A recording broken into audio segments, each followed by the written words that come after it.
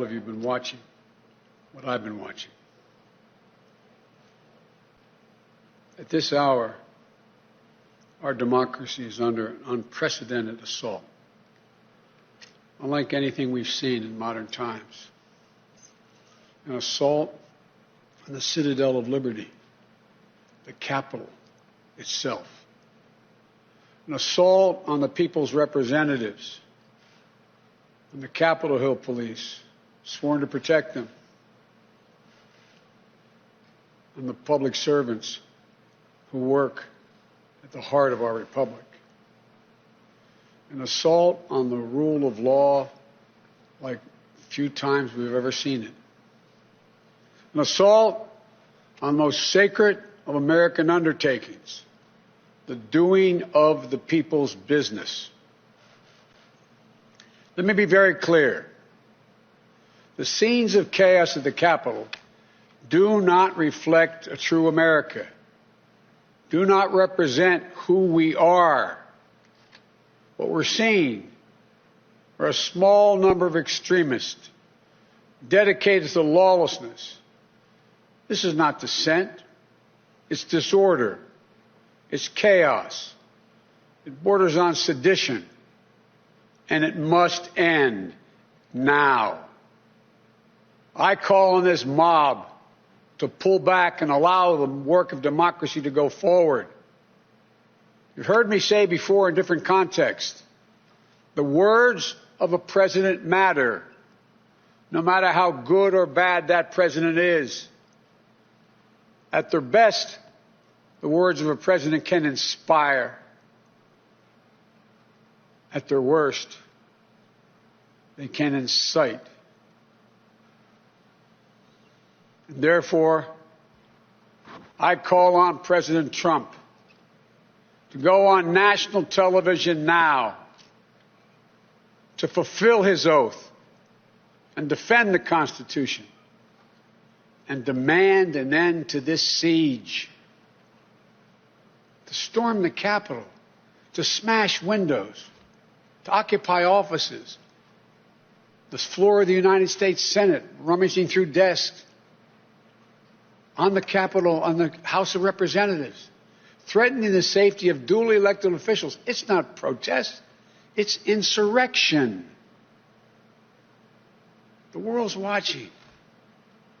Like so many other Americans, I am genuinely shocked and saddened that our nation, so long the beacon of light and hope for democracy, has come to such a dark moment.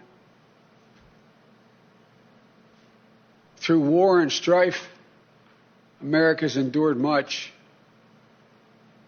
And we will endure here, and we will prevail again, and will prevail now.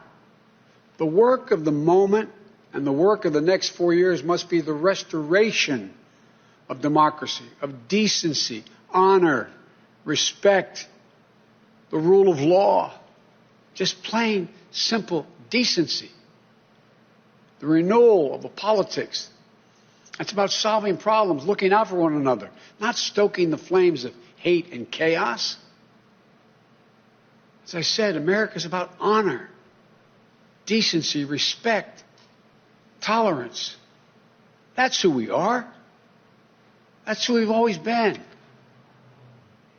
The certification of the Electoral College vote is supposed to be a sacred ritual, which we affirm.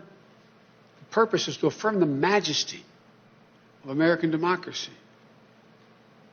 But today's reminder, a painful one, that democracy is fragile, and to preserve it requires people of goodwill, leaders of the courage to stand up, who are devoted not to the pursuit of power, or the personal interest pursuits of their own selfish interest at any cost, but of the common good. Think what our children watching television is thinking. Think what the rest of the world is looking at.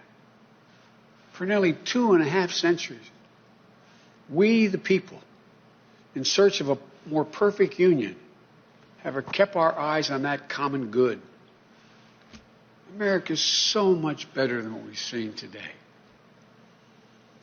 Watching the scenes from the Capitol, I was reminded, as I prepared other speeches in the past, I was reminded of the words of Abraham Lincoln in his annual message to Congress, whose work has today been interrupted by chaos. Here's what Lincoln said. He said, "We shall nobly save or merely lose the last best hope on earth."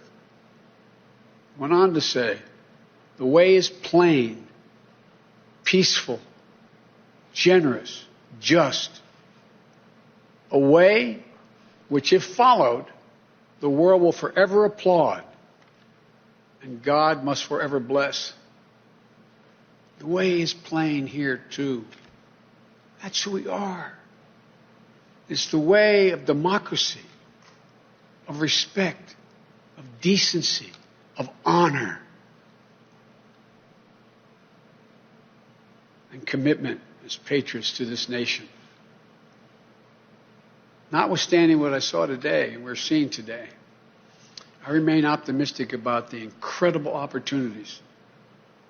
There has never been anything we can't do when we do it together. And this god-awful display today is bringing home to every Republican and Democrat and Independent in the nation that we must step up. This is the United States of America. There's never, ever, ever, ever, ever been a thing we've tried to do that we've done it together. We've not been able to do it. So, President Trump, step up. May God bless America. May God protect our troops and all those folks at the Capitol who are trying to preserve order. Thank you, and I'm sorry to have kept you waiting.